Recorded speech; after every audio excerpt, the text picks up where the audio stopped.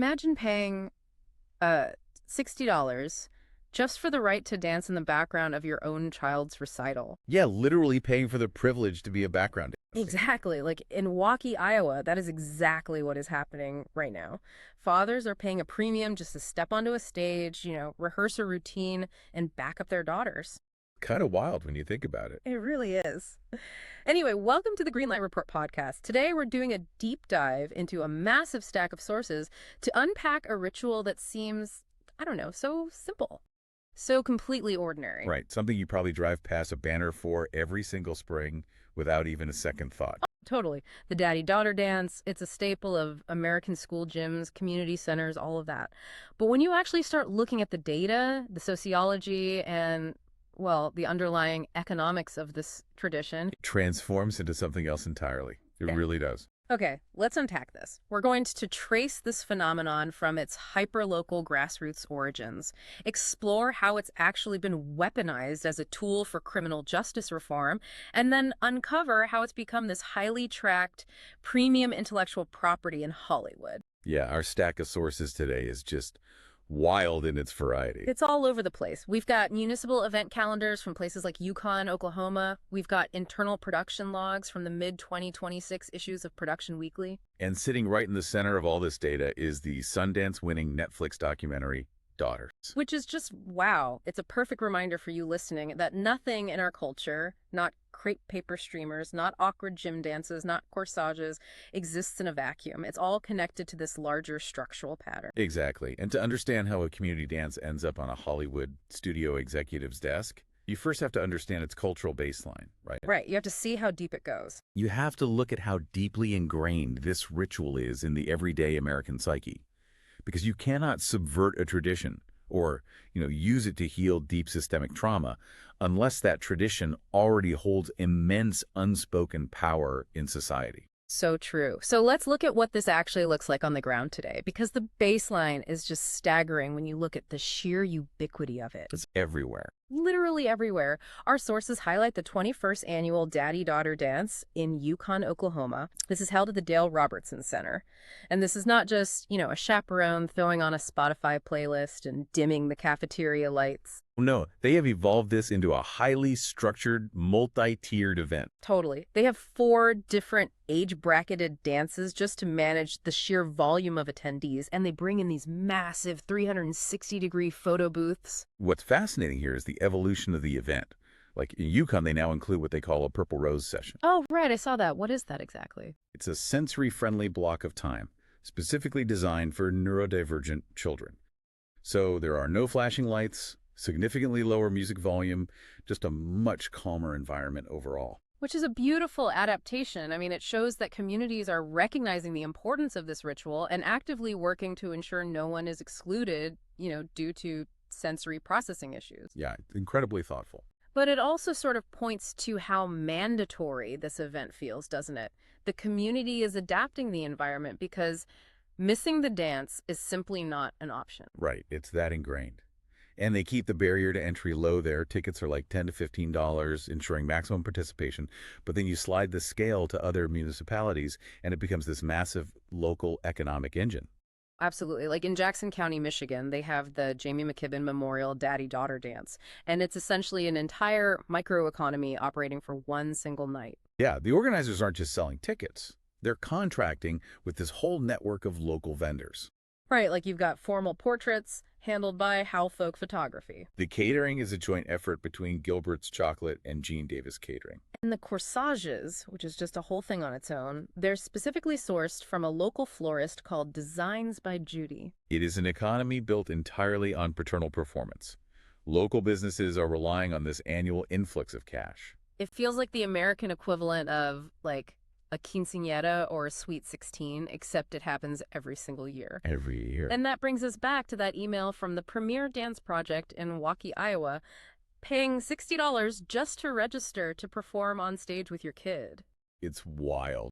It begs the question, looking at all this commercialization, all these professional photographers and mandatory corsages, is this tradition actually about the daughters? Or is this just a socially sanctioned way for dads to buy a world's best father mug once a year? Like, is it performative fatherhood? Yeah, is it just performative fatherhood? Well, the psychology of rituals suggests it's a really complex blend of both. Rituals require a public component to validate them. Okay, that makes sense. So when a father pays that $60 or buys that specific corsage, he's purchasing a tangible artifact that proves his devotion. He is performing his role, not just for his daughter, but for the community looking on. Right, for the other parents in the room. Exactly. Because this dance is an undisputed shorthand for paternal devotion in America, it becomes the absolute perfect narrative vehicle for storytellers. If you want to show a father's love, you show him at the dance. And if you want to show his failure, you show him missing it. Bingo. Which brings us to the most dramatic place on earth, daytime television. Oh, yes. The soaps. Yes. Our sources include this deep dive into the fan backlash surrounding the soap opera, The Bold and the Beautiful, and it perfectly illustrates how sacred this trope is to audiences. Soap operas are built on emotional extremes, right? So they are a fantastic barometer for what an audience considers a sacred cultural norm. Exactly. So in this specific storyline, a character named Liam throws a private, makeshift daddy-daughter dance in his living room for his daughter Kelly, because Kelly had missed her actual school dance. Right, so Liam is stepping up to save the day. On paper, it sounds incredibly sweet, but the fans on Reddit absolutely lost their minds. They were furious. Furious. And why? Because while Liam was playing the hero for Kelly, he was entirely ignoring his other daughter, Beth. Yes, the fans even started calling her Invisibeth. Invisibeth. That is amazing. It's so funny, but the anger wasn't just that he was being a negligent father, generally. No, the writers specifically weaponized the ritual of the daddy-daughter dance to highlight his favoritism. He used the ultimate symbol of paternal devotion for one child, actively depriving the other of that exact same validation. And the audience reacted so viscerally because the dance is considered sacred narrative ground. You do not mess with the daddy-daughter dance unless you want the audience to view a character as a monster. Right. But the most illuminating part of that entire Reddit thread didn't even come from an angry American fan. No, it came from a user named Sapphire Colored Eyes, who chimed in from outside the United States. They were watching this outrage unfold and literally asked, does this daddy-daughter dance exist outside of America? It's a brilliant moment of cultural detachment. It really is. They pointed out that they understand fathers dancing with daughters at weddings. You know, that's a universal human milestone. Sure. But the sheer repetition of this specific annual institutionalized term on an American soap opera felt entirely bizarre to them. They actually asked if this American repetition borders on a, quote, cult-like obsession, akin to Halloween or Christmas. A cult-like obsession, which when you step back and look at it through the lens of a non-American, you can kind of see their point. Oh, absolutely. It is a highly ritualized, highly monetized, socially mandated annual event. It basically operates with the structural weight of a major holiday. If you don't participate, you're viewed with suspicion or, like, pity. Yeah, it's a fixed set piece in the cultural living room. We all know what it looks like, we know what it costs, and we know what it means. And that massive, heavy cultural weight is exactly what makes our next source so completely devastating.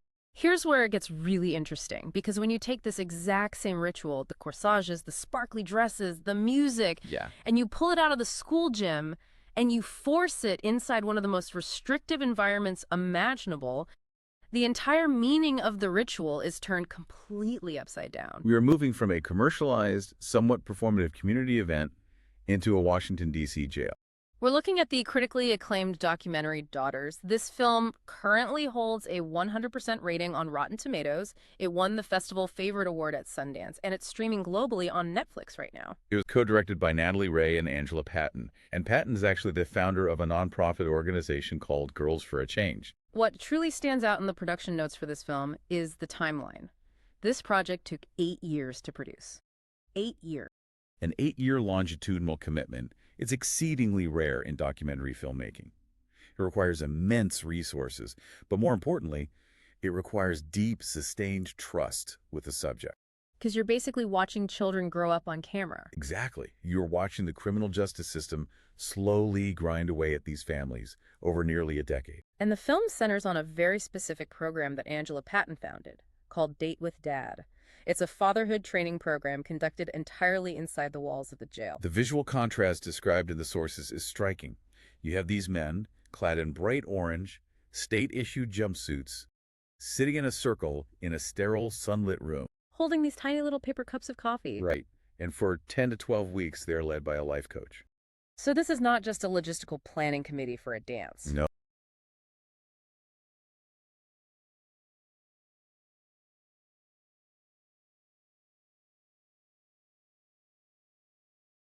To be so heavy.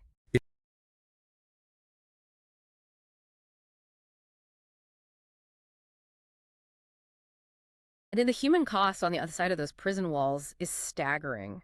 The documentary is incredibly powerful because it refuses to just focus on the men seeking redemption. It gives profound agency and voice to the children. We're looking at a generation of youth bearing the invisible weight of mass incarceration on their foundational childhood development. Yeah. The sources detail 4 specific girls, and examining their individual experiences really breaks down how this trauma manifests at different ages. The psychological toll of an incarcerated parent varies wildly depending on the developmental stage of the child. Take Aubrey, for instance. She is only 5 years old. The film shows her in a bedroom full of certificates and ribbons. I mean, she is incredibly bright. But she is grappling with a concept that her 5-year-old brain physically cannot process, which is her father's 7-year prison sentence. Right, she tries to rationalize it. She says 7 is a very close number to 1, but it's going to take a long time because it's in years. That is just a heartbreaking example of a child trying to mathematically rationalize grief.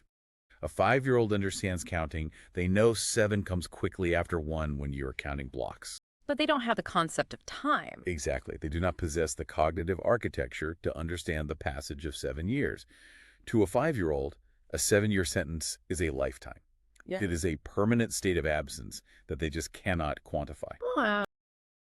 And then you jump forward developmentally to Santana, who is 10 years old, and her reaction is entirely different. She is hardened. She has built this intense emotional fortress. The sources note that she vows not to shed a single tear if her dad ends up going back to jail after he is released. She is completely disillusioned. She states she's done crying because he clearly wants to keep doing bad stuff. But then she takes it a step further, which is so sad. She vows never to become a mother herself. She tells the camera, "My dad is not around, so I'm the dad." Santana is demonstrating a classic psychological defense mechanism known as parentification. To protect herself from the vulnerability of abandonment, she has completely assumed the paternal role herself. She's just taken on all that adult emotional responsibility. Right, because the adult in her life has vanished. It is a survival tactic. If she is the dad, she doesn't need a dad. And it completely strips away her childhood. It really does. Then we meet Joanna, who is 11. Her trauma manifests as severe anxiety leading up to the dance. She hasn't seen her father in years, and the isolation has been so profound that she admits, devastatingly, "I don't even remember his face." The sheer erasure of physical identity.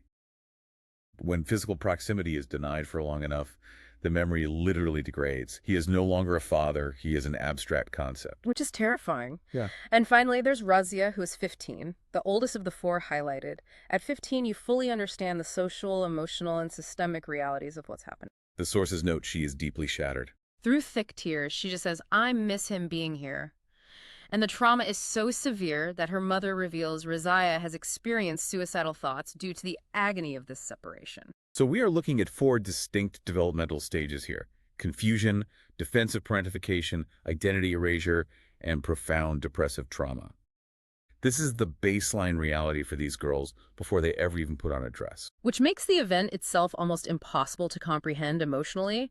The contrast is unbelievable. These young girls, carrying all this trauma, arrive at this Washington, D.C. jail. They are dressed in their absolute best, just a flurry of sparkly, colorful dresses. And they have to walk down these fluorescent-lit, sterile concrete jail corridors. Yeah. They finally enter the room, and they see their dads, who have been allowed to change out of their orange jumpsuits into proper suits and ties. For a few hours, the aesthetic of the carceral state is hidden. They dance. They exchange keepsakes. There's a specific moment highlighted in the sources where they are dancing to Beyoncé's cover of the song, "Before I Let Go." A daughter is sobbing, clinging to her father, singing the lyrics, "I will never, ever, ever let you go." It is this moment of pure, agonizing connection. And then The music stops, the dance ends, the doors lock, they are separated again, And the documentary follows up to reveal that only 2 of the 4 girls actually get to see their fathers released in the years that follow. It forces a very difficult conversation about the nature of the program itself. It really does, and we have to look closely at this, because watching that cycle of connection and immediate forced separation, it feels incredibly cruel. To give a child that one magical night, to let them feel their father's arms, just to lock the steel doors and send them back out into the cold? Yeah, you have to ask. Is this program actually helping these families heal, or is it just reopening massive emotional wounds for the sake of a cinematic moment? To understand the necessity of this dance, you have to look at a psychological concept highlighted in the analysis of the film. It's called ambiguous grief. Ambiguous grief. Yeah. Traditional grief has a finality to it. There is a funeral, a period of mourning, and an eventual, albeit painful, closure. Ambiguous grief occurs when a person is physically absent but psychologically present, or vice versa.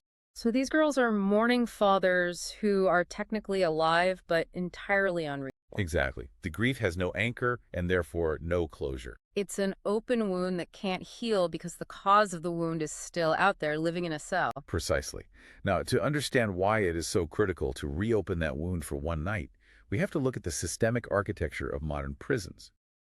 Since 2014, in-person visitation for families has been systematically shut down in jails and prisons across the United States. Wait, when you say shut down, you mean completely eliminated? Yes, completely. In many facilities, the physical visitation room no longer exists. It has been replaced entirely by private, third-party video conference applications. You mean like Zoom or FaceTime?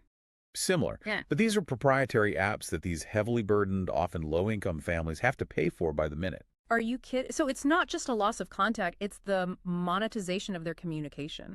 It's the privatization of family contact. You have children who have not felt the physical touch of their parent in years. They haven't had a hug. They haven't held a hand. They are interacting with a pixelated, lagging screen. That's horrifying. The biological reality of the parent-child bond is being starved.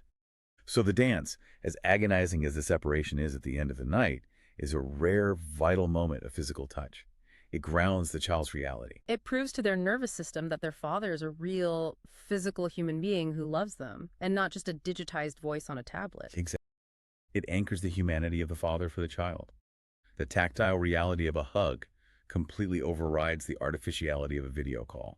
And this brings us to how this documentary is shifting broader cultural conversations. Because the success of Daughters isn't just an isolated emotional story. It highlights a massive systemic failure. Yes. In doing so, it has birthed what industry analysts in our sources are calling the carceral social impact model in media. The carceral social impact model is a fascinating framework. It involves using a highly specific, universally understood micro-event, like a local school dance, to illuminate a macro crisis, like mass incarceration. Angela Patton actually outlines the core thesis of this model in the sources. She notes that when one person is incarcerated, the individual is not the only one doing time. The entire family is caught in the prison pipeline. They become victims of the carceral system by extension. And one of the most chronically overlooked victims in this pipeline are the mothers. This is so important. I'm so glad the documentary included this dynamic and that the review from The Guardian specifically highlighted it, because when the fathers are locked away, the entire burden of caretaking, of emotional support, of financial survival falls entirely on Black women and girls. Including the mother's perspective provides a vital counterweight to the narrative. Without it, the film risks slipping into this sort of savior-dad trope. There is an incredibly potent scene detailed in the sources featuring Unita, who is Gianna's mother. She is throwing an 11th birthday party for her daughter, and amidst the celebration, she is just openly, deeply frustrated. Yeah, she asks a very blunt, necessary question. She wants to know why the father is so desperate to bond with his daughter now, from behind bars, when he had all the time in the world out on the street and didn't even want to be bothered with her when he was free. That frustration is essential. It acknowledges the immense, messy collateral damage of incarceration. A single dance, no matter how emotional, does not erase years of neglect or the crushing daily reality for the mothers left behind. It grounds the documentary in reality rather than just, like, sentimentality. If we connect this to the bigger picture, despite the messiness, this specific lens, looking at criminal justice reform strictly through the avenue of fatherhood and family bonds, is expanding rapidly across the media landscape. Yeah, Apple TV has a news documentary series called The Uplift, hosted by David Bignaw. And they recently aired an episode featuring a very similar daddy-daughter dance program, this time located inside a Louisiana prison. It is becoming a recognized, proven framework for storytellers to humanize the prison population. The philosophy underpinning this framework requires immense vulnerability from a population that is taught to never show weakness. During a panel at the DCDOX 2024 Film Festival, one of the fathers from the film, Mark, who has been out of prison for 4 years, summed up the core mechanism of rehabilitation perfectly. What did he say? He said, if you want something you've never had before, you got to do something you never did before. Doing something you never did before, like sitting in a circle of men in orange jumpsuits talking about your feelings and preparing to dance with your daughter. Right. It forces a complete dismantling of the tough guy persona, which leads to a fascinating editorial choice that really stands out in the reviews of Daughters. Yeah, the documentary makes a very deliberate, somewhat controversial choice. It never tells the audience what crimes these men committed to end up in that D.C. jail. The offenses are entirely omitted. And just to be clear for you listening, we're impartially reporting on the filmmakers' creative choices here. Right. Our aim is just to explore how the source material is constructed. And when you look at the filmmakers' stated goals, their objective was to radically change the lens through which society views incarcerated parents. By omitting the crimes, they engineered a specific psychological response in the audience. They actively deny the viewer the ability to label the men as convicts first. Because the moment you hear the crime, human nature dictates that you instantly judge the person based on their worst mistake. You view their entire existence through the lens of that offense. Exactly. By stripping away that data point, the film forces the audience, and by extension the broader justice system, to view these men strictly as human beings and as fathers who possess the capacity for deep love and rehabilitation. It completely subverts the traditional true crime or prison documentary narrative, which is almost always fixated entirely on the gruesome details of the offense and the severity of the punishment. It is a masterclass in using omission to recenter humanity. And it clearly struck a nerve. It worked so well that it caught the attention of the Hollywood machine. The structural and economic patterns of how a grassroots social movement becomes monetized IP are truly wild to track. It is the final phase of this ritual's evolution. From a community gym to a federal jail to the tracking boards of premium studio executives. So what does this all mean? How does a deeply raw, emotional exploration of systemic trauma transition into a highly tracked Hollywood commodity? Well, we followed the data into the intellectual property market. If you look at the internal industry tracking logs from Production Weekly, specifically issues 1513 and 1514 from mid-2026, you see something incredible. Oh yeah, nestled right there in the alphabetized lists, sharing space with massive studio tentpoles like Black Panther 3, Gremlins 3, and an X-Men reboot. Is a project simply titled Daddy-Daughter Dance? Production Weekly is not a speculative blog. It is the industry standard for tracking what the major players are pouring actual development capital into. If a project is on that log, it means it is in premium studio development, likely for a scripted feature or a high-budget series. But the ecosystem isn't just limited to the massive studios. There's a whole grassroots and indie pipeline churning around this specific narrative concept. The sources highlight an NYU Tisch student film called Gushers. They were actively casting extras in Astoria, Queens. Right, and the narrative follows a young Chinese girl named Joannie whose father mysteriously disappears, leaving her to navigate the social minefield of attending her school's daddy-daughter dance alone. You see the narrative flexibility there. It's using the dance as an isolating mechanism rather than a bonding one. Then there is an indie narrative feature, literally called No Daddy-Daughter Dance, produced by Cody Newton. This film screened at the TVPBN World Film Festival. What is unique about this festival is its scoring mechanics. It is juried entirely by the public, scoring films on a 1,000-point scale, rather than relying on an elite panel of industry judges. Which indicates that the theme is resonating strongly with general audiences on a grassroots level, not just with highbrow critics. And this intellectual property expansion extends far beyond the screen into the publishing world. The sources highlight a children's book titled The Daddy-Daughter Dance, written by Malcolm Newsome and illustrated by Jenin Mohammed, published by the major house Henry Holt & Co. The reviews for the book are stellar. It received starred reviews from the School Library Journal and high praise from Kirkus Reviews. They specifically lauded its collage-style art and its representation of diverse family structures. It is establishing massive brand equity in the children's market, which, as we know, is a prime pipeline for animated specials and merchandising. It is the ultimate cross-platform IP. It's like watching a raw, acoustic indie song get remixed into a massive, stadium-shaking pop anthem. The scale changes drastically, the money involved skyrockets, the audience expands by millions. But the core melody is still there. The question is, why are studios so eager to buy into this specific narrative? What makes this so valuable to a producer? It comes down to the economic mechanics of modern Hollywood. Studios are desperately searching for the holy grail of IP, which is a highly adaptable narrative structure combined with built-in, pre-existing market appeal. Think back to the very beginning of our deep dive. Think about the municipal event calendars in Yukon and Jackson County. Millions of families physically participate in these dances annually across the entire country. That provides instant, massive brand recognition. The studio marketing department does not have to spend a dime explaining the concept of a daddy-daughter dance to the audience. Right, the audience already has deeply ingrained nostalgia, emotion, and sensory memories attached to the event. The marketing is already done by the local community centers. Precisely. But a simple dance isn't enough for premium television. You need narrative tension. That is where the carceral angle, the social impact model we saw in Daughters, becomes a missing ingredient. When you adapt a universally understood concept into a story about criminal justice, systemic inequality, or familial trauma, it provides the prestige and social relevance that wins awards. Because Daughters didn't just win at Sundance, it won a Peabody Award. It received Television Academy honors.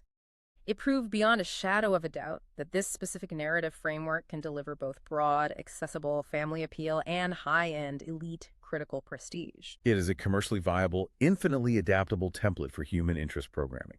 You can play it as a comedy, tragedy, a student film, or an Emmy-winning prestige drama. It is just wild to trace that trajectory, to look back at the journey we just took. We started at a $10 local dance in a community center in Yukon, Oklahoma, surrounded by crepe paper and 360-degree photo booths. We moved into the heartbreaking, fluorescent-lit realities of a Washington, D.C. jail, where a 15-year-old girl is fighting through suicidal ideation just for the chance to hold her father's hand for one fleeting night.